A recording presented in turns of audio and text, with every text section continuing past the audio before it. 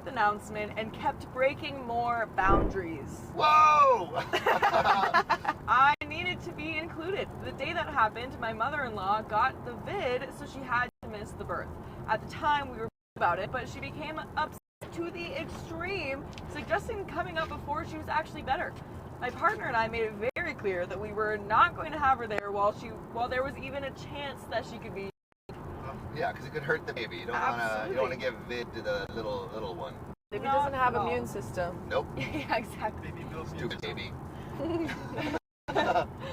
By the way, it was from Geek the Mad Nose, and if you want to submit your own stories, go to r/OKstorytime subreddit. And I'm Angie. I'm Riley. I'm Sophia. And I'm Sam. And we're here to give good advice goofily, but we don't have all the answers. But let us know if you would do anything differently in the comments down below. So, OP says, I was in labor for days and ended up getting a C-section. The epidural was placed badly and started during surgery. Oh, It's terrible. oh, It's like nightmare. Yeah. getting kicked in the balls without ball protection. You know Sure, what I'm saying, fellas? for Yeah, sure, and sure. baby's getting your balls sliced in half. Yeah, without ball I think it's a little protection. worse. I feel like Yeah, it might honestly. be even worse. Oh, Ladies, tell me what that's like. ladies, please. Lady. The birth was traumatic. Our baby is perfect, but it was the most painful and terrifying day of my life. Then, only a day after I went home, I ended up back in the hospital for another week while they got my blood pressure under control. oh my It was god. very frightening. Oh Terrible. my goodness. When my mother-in-law found out that I was back in the hospital, she did not even call or text me. She was just pestering my partner to let her come visit her grandson. They always care about the grandbaby and never the grandmother.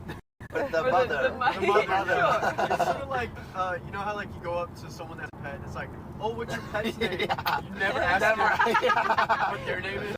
Right. I actually had this feeling that she was mad at me, but I brushed it off because that would be crazy, right? Right? My partner told her 3 times that we were not up for visitors. She said that she does not feel like part of the family, trying to guilt them into letting her come down. They stayed firm, so a few hours later she texted me, heard you're feeling better. I was not. We would like to come down this Sunday for the day. Then I had to tell her no, and again, our logic was that she was not even fever-free for 24 hours yet and was still coughing a lot. But also, I was not well enough for company right now. Also, they live 3 hours away. This is nuts for a day trip. Oh my god. I- Also, like, in labor for 2 days is crazy. It really is. Yeah. Says Katie Paladin. I don't know, but that's what chat said. Yeah.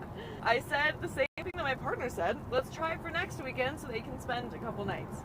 She did not respond for over 24 hours and finally said, hard to hear this, but we will respect your feelings. My feelings? I was in and out of hypertensive crisis for days. I thought I was going to pass away. I was recovering from surgery and could hardly get out of bed.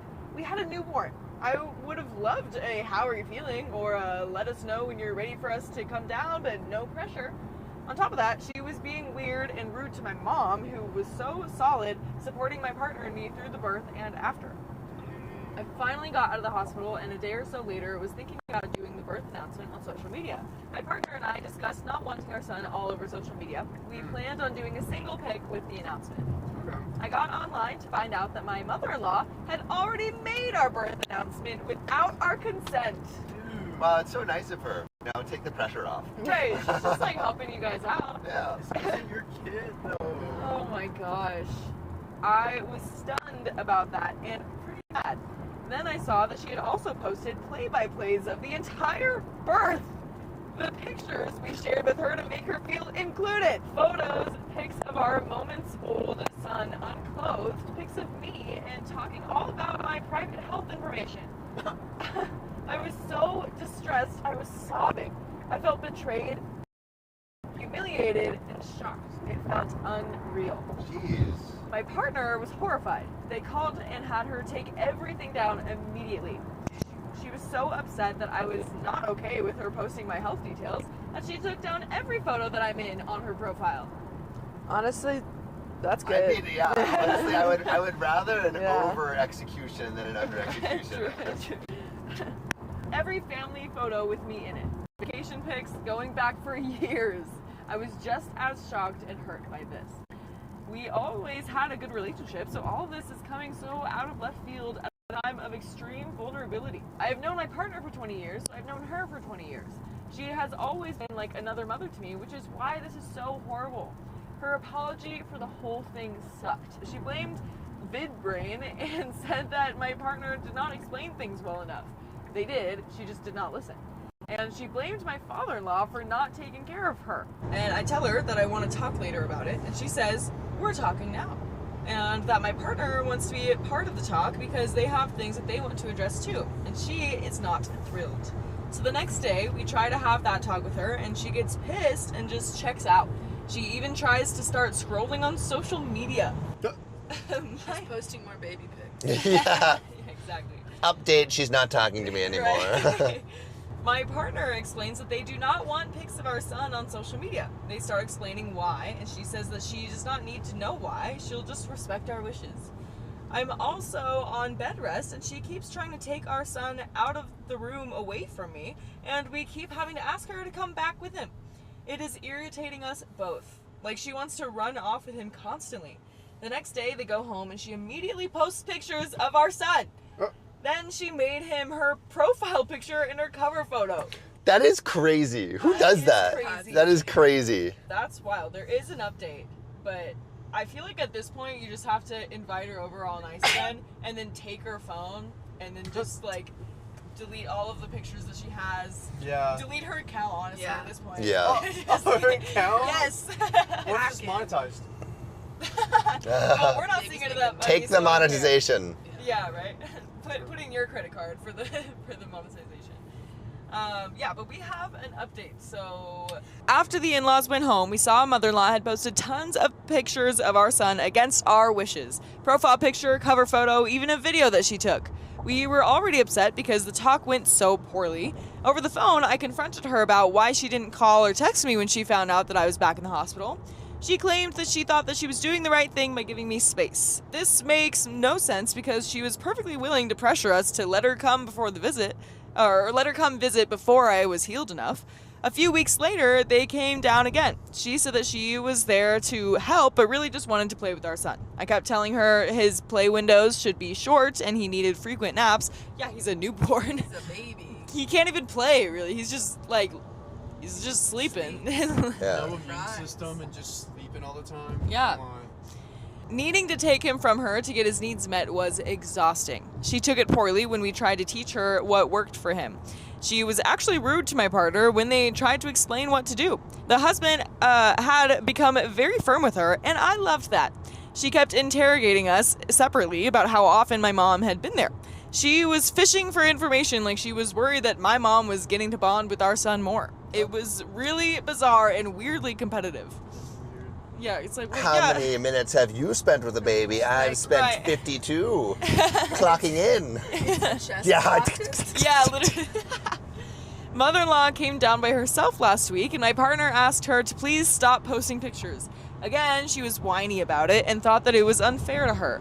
Eventually, she admitted that she'd been feeling guilty about posting, even though we had asked her not to. She took most of them down that day and the rest the next day. Then I sat down with her separately and asked why she took down every single photo that I was in after I asked her to not post my health information. Because she's petty. That's why. Yeah. She's just being petty. I told her that it was hurtful and it felt like retaliation for setting a boundary. And she quickly said, well, I was mad. I could at least respect the honesty. But then she took it back and said that she thought that that's what I wanted. Now she's stuck to the excuse that she thought that she was doing the right thing. And that was the second time that she had used that excuse. We almost had a decent conversation about the problems. She still gaslit me and didn't really listen, but I felt like we maybe got somewhere sentimental for a minute. Then the visit ended in the most dramatic way possible. Oh no, more dramatic than More. this? I thought this was the most dramatic. Oh my Apparently gosh. not. Pulls out a cloak and she goes, you know, this is not the last of me. Yeah, and she disappears in smoke. Yeah. My partner agreed that we can't leave our son How instead do of you know it's gas pains though? Because the baby's going. Dr. Sophia. I mean, come I again. think there's like only a handful of options of what it could be. So Really? I feel think, like it's a human. Like, it could be like... Uncomfortable, hungry, yeah. tired. There's Yeah. like a billion things. That's 3 things. What do you mean? There's Uncomfortable, hungry, heart tired. palpitations. Uncomfortable. Constipated. Uncomfortable. well, that could count as gas buildup. It's true. Constipation. Angry. Yeah. Uncomfortable. I feel like it's a pretty common thing. All right. True. Babies are angry. Angry.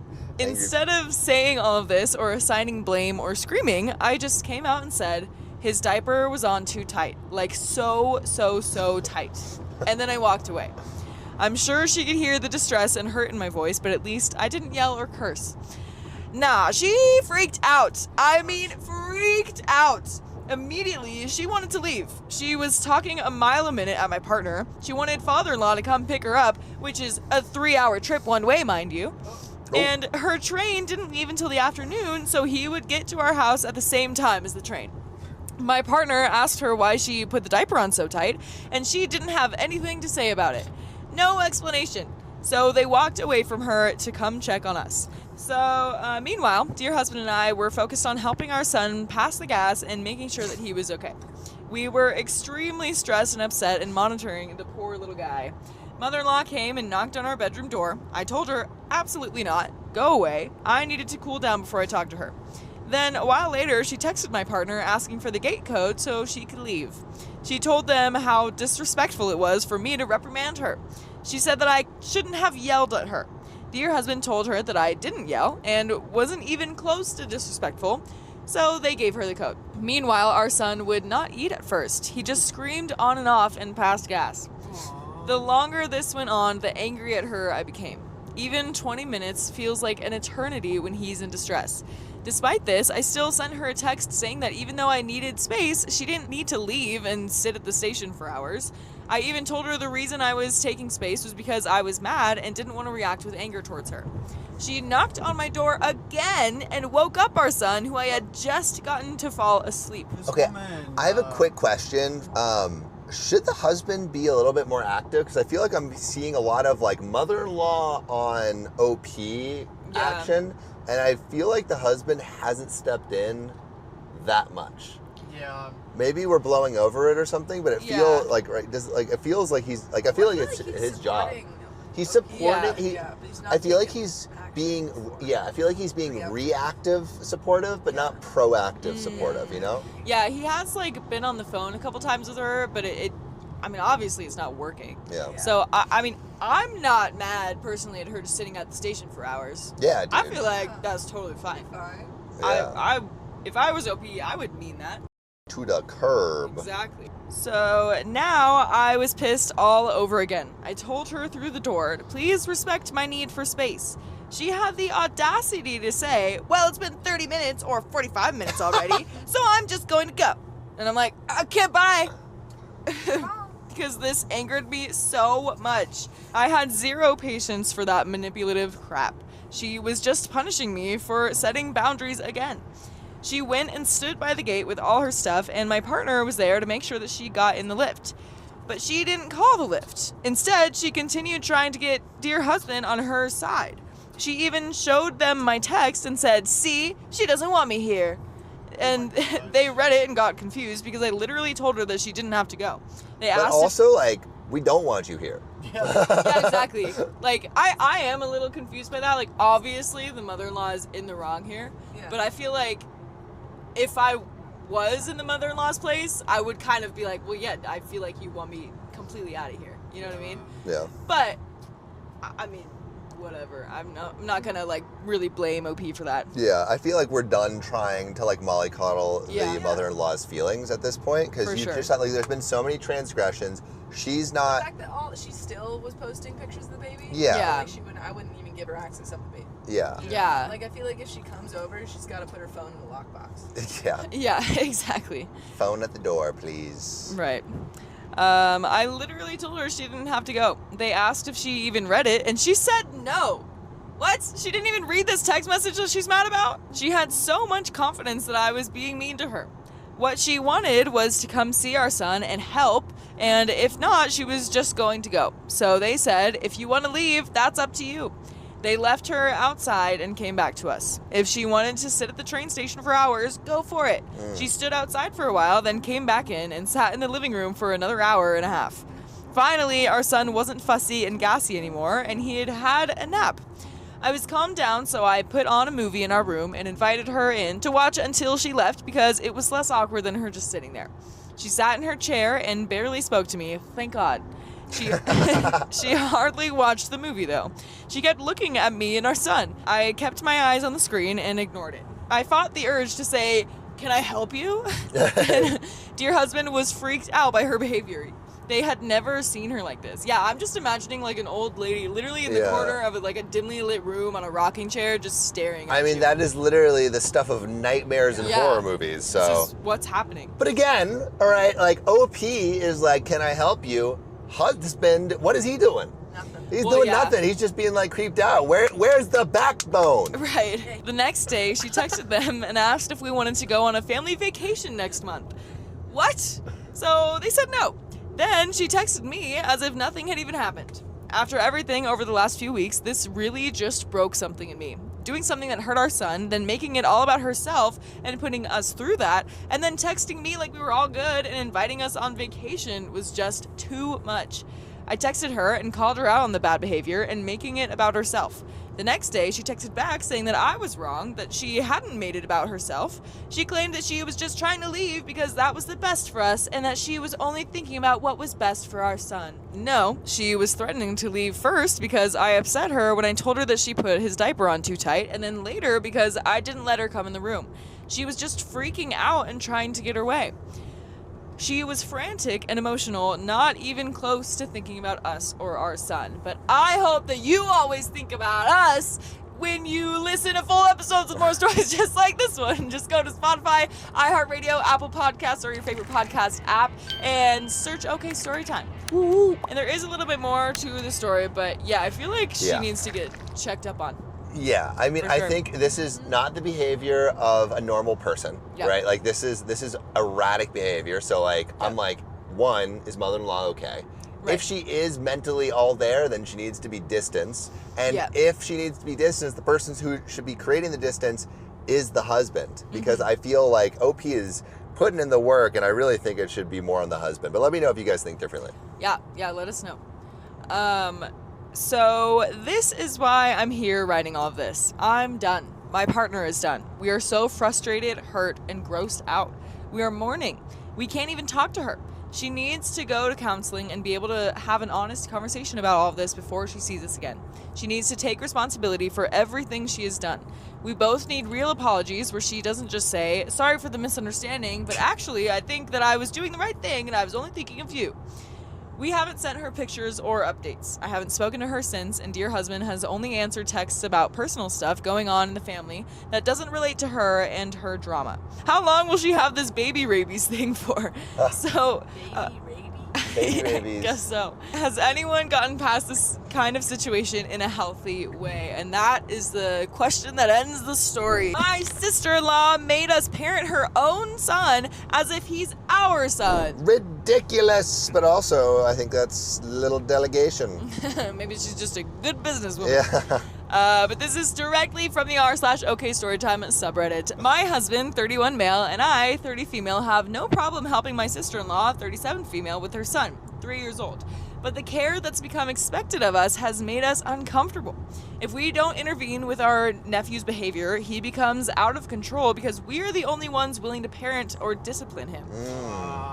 By the way, this comes from Need to Share This 626, and if you want to submit your own stories, go to the r/OK Storytime subreddit. And I'm Angie. I'm Riley. I'm Sophia. And I'm Sam. And we're here to give good advice goofily, but we don't have all the answers. We're just gonna guess what we would do in this situation. So if you would do anything differently, let us know in the comments below.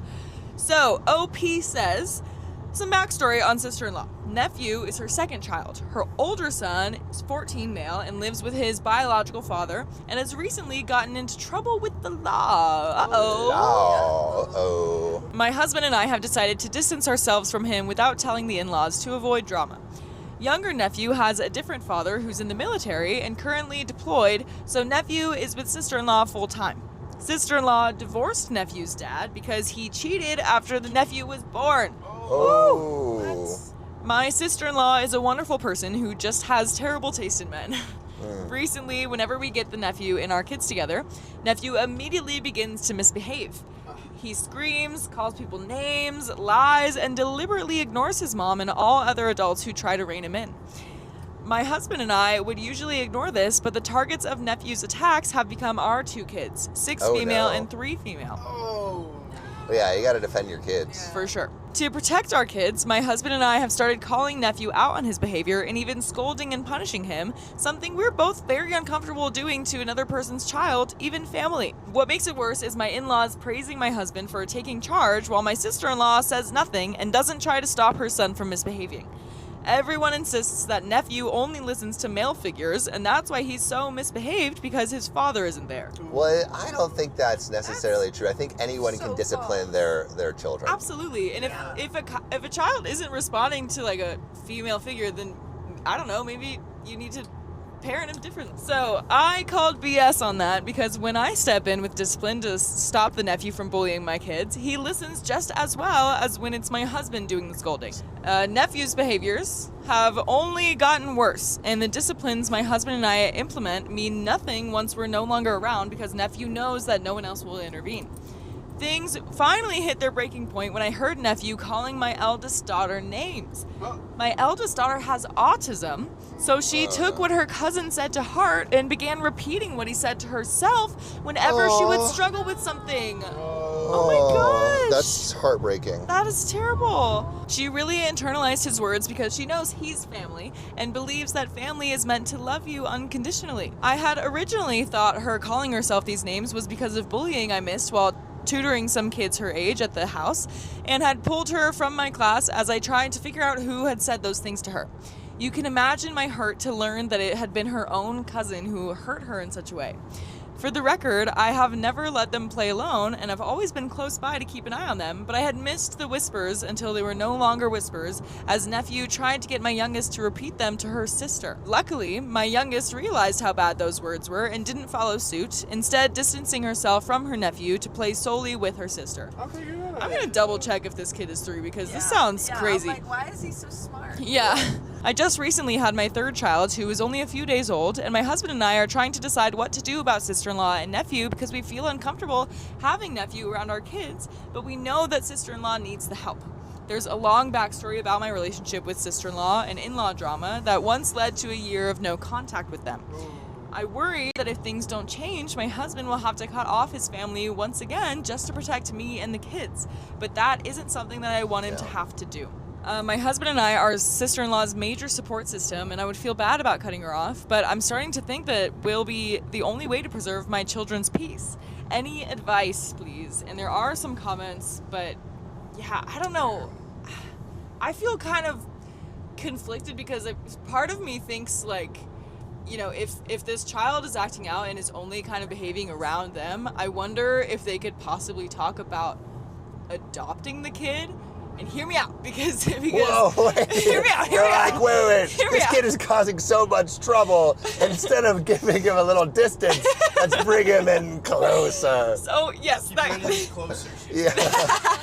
that could definitely cause problems, especially for the kids, because it's like, oh, you know, we don't want to play with this 3-year-old because he's, you know, hurting us, if any, like mentally and I don't know physically, if not, but so that probably wouldn't be the best to keep him around the kids. But I just think about that 14-year-old, and I just think, like, if this 3-year-old is saying these things and is knowing how to hurt people like this, and I feel like you grow up so much faster with some sort of trauma and, like, a hard upbringing, and if he's only 3, True. I feel like if he did grow up in a better home, then I feel like this wouldn't last forever. Yeah, I mean, I think that like, if you believe that you can take on another kid, that would probably be best for the kid. But if you don't, / you think it'll hurt your family unit, I think you have to protect your family unit. Yeah. Right. But we do have some comments. Comment number 1 says, I don't think you necessarily need to cut them off, but you do need to set boundaries. Yep. Your husband needs to sit down with his sister and explain that being put in this situation makes him uncomfortable, and ultimately it's not going to be best for her son. If the child's parent is present, they need to be the ones to step in to stop or redirect behaviors. If he isn't listening or respecting her, it's because he has learned that he doesn't have to. Maybe help her make a plan on how to implement discipline for her son. Even if she starts out needing some direction in that moment on how to rein him in, she needs to be the one to do it. Back her up, but she needs to become the face. If he's 3, he's still very malleable and learning how to navigate social situations. She needs to learn to have the confidence to take control of these situations when they arise. She's gotten comfortable not having to deal with the difficult parts of parenting, and she's doing a disservice to her son. You and your husband, as well as the rest of the family, need to stop enabling it. And to add, that doesn't mean your children need to continue to being exposed to this behavior or bullying. They do need to be your priority. There is a middle ground where you can protect them and still help her set up. If she isn't willing or able to do that, then that's her choice, but it might be time to get some distance once again. Comment number 2 says, your entire family is enabling sister-in-law and nephew to bully your entire family. Boundaries with specific consequences need to be set with your parents-in-law and sister-in-law. Then, and this is the most important, if they are not followed, no matter who it is, you must follow through with the consequences, no matter of timing, holidays, birthdays, any kind of excuses they might try to use to guilt you. We have an update. Woo! So, I have an update as well as some relevant information about my relationship with my husband's family. I didn't notice the emotional, the emotional genetic copy pasting happening with my husband's family until, Wait, what? I don't know, this is very new information. What do you mean? Relevant information indeed. So I didn't notice the emotional genetic copy pasting happening with my husband's family until after we were married and I was pregnant with my first. It started with my mother-in-law saying things like, sister-in-law is so excited for baby to get here, and constantly referring to my daughter as her baby. Most of my husband's family does this, referring to my children as their children by always saying my when talking about them. But the moment I realized something was off was during the baby shower. My mother-in-law insisted on throwing me. I arrived at her house early to help with setup, and that's when she showed me the centerpiece she had made with a small cradle on top of a tower with a little figure beside it that my mother-in-law proudly explained was meant to be sister-in-law waiting patiently for her baby to arrive. I wish this was a joke. Oh my god. Wait, what? Yikes. And this was OP's... This is OP's baby shower, Yeah. and she put sister-in-law next to the basket. Huh? That's wild. I was so confused that I messaged my husband about it, and he was just as confused and disturbed. Luckily, my mom came to my rescue, and during the party, when mother-in-law wasn't looking, my mom replaced the little doll with one that looked like me and put the other doll at the bottom of the tower. Haha. It was petty, but very needed. The crazy didn't stop there. My mother-in-law began sending me angry texts after my daughter was born because she was upset that I didn't have her in my hospital room after the baby was born and made her wait until the next day to meet my daughter. My daughter was in the NICU because of complications, and I wasn't allowed to be near my daughter for 24 hours. Mother-in-law was also upset that we didn't post about my daughter's birth right away so that all of her family could see it. We didn't post anything because the only pictures we had were of our daughter in distress and me being an emotional wreck. In the end, I caved and asked my husband to take his mom to meet her because I hoped it would make her stop messaging me hurtful messages about how I was trying to take her son from her and the rest of his family. Mother-in-law took this opportunity to take pictures with my daughter and post them all over her Facebook without telling my husband or me. What? This is wild, dude. My husband found out before me and immediately demanded that she take everything down, which prompted more hateful texts. Mother-in-law didn't calm down until after we were finally able to leave the hospital with my daughter, and she was able to brag about her freely. Wow. My relationship with mother-in-law gradually got worse over time, but things really hit the fan when I became pregnant with my second daughter because of a Facebook post. You became pregnant because of a Facebook I know, post? that does sound like... Must have been a saucy Facebook post. It says, I think it's things hit the fan because of the Facebook post. I see. But that definitely, I heard that Things too. hit the fan as me and the fan got busy. It was the vid time when I was pregnant with my second, and my sister-in-law was pregnant with her son at the same time, so tensions were already high. Then came the day of the Facebook post where mother-in-law didn't like a comment I left on someone else's post and insisted that my comment was meant to be an attack against her. Oh my god. Oh my gosh. This prompted her to message her son, my husband, while he was at work, telling him how much she disliked me and how horrible I am. Yikes. I don't think she expected my husband to show me the message, but he did. At first, I tried to laugh it off, but her words hurt, and my husband came home from work to find me sobbing. Aww. Seeing how much his mother hurt me, he decided to go no contact, but the no contact wouldn't last long because she wouldn't stop messaging us, and made it so my husband's younger brother, who still lived with mother-in-law, couldn't contact my husband. She poisoned the rest of my husband's family to cut him out. The stress of all of this caused me to pass out. Whoa. Whoa. God. And my husband had to rush me to the hospital, fearing that I would lose the baby. Oh my god. Oh Holy my crap. god. That escalated Terrifying. quickly. Oh, once I was cleared and we were informed that my fainting spell was stress related, my husband broke our no contact to go to his parents' house to tear his mother a new one. Then we went full no contact and didn't hear from pretty much anyone from my husband's family other than a few passive-aggressive texts trying to get my husband to talk to them again. During all of this, sister-in-law remained on mine and my husband's side. She reached out to check on how I was doing and helped keep me sane during quarantine. In return, my husband and I did all that we could for her. I would make her meals when she was too tired and made her a care package when she got the vid.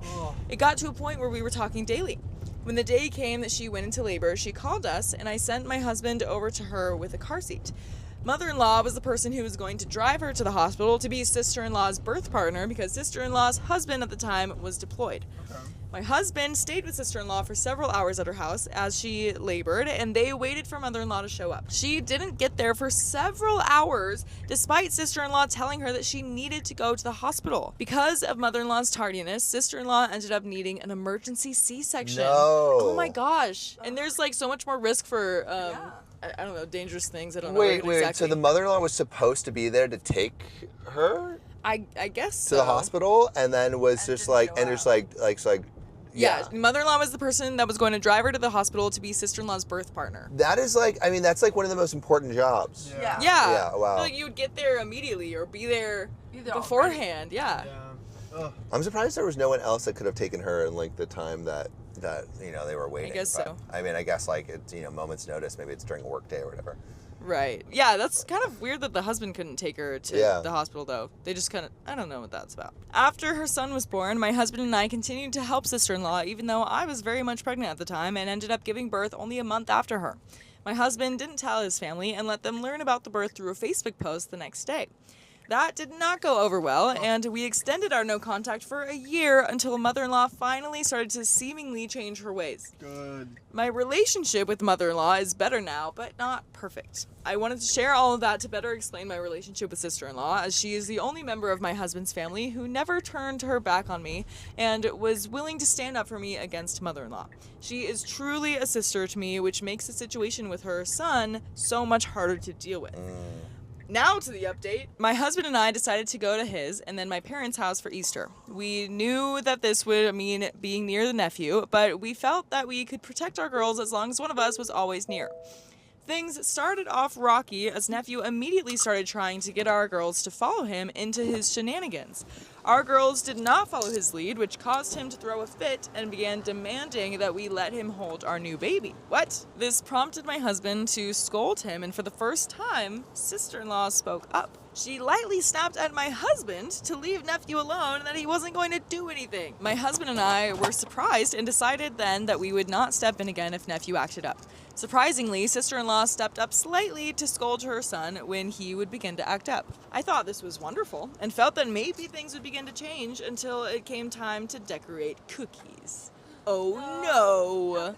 Is he gonna smash all the cookies?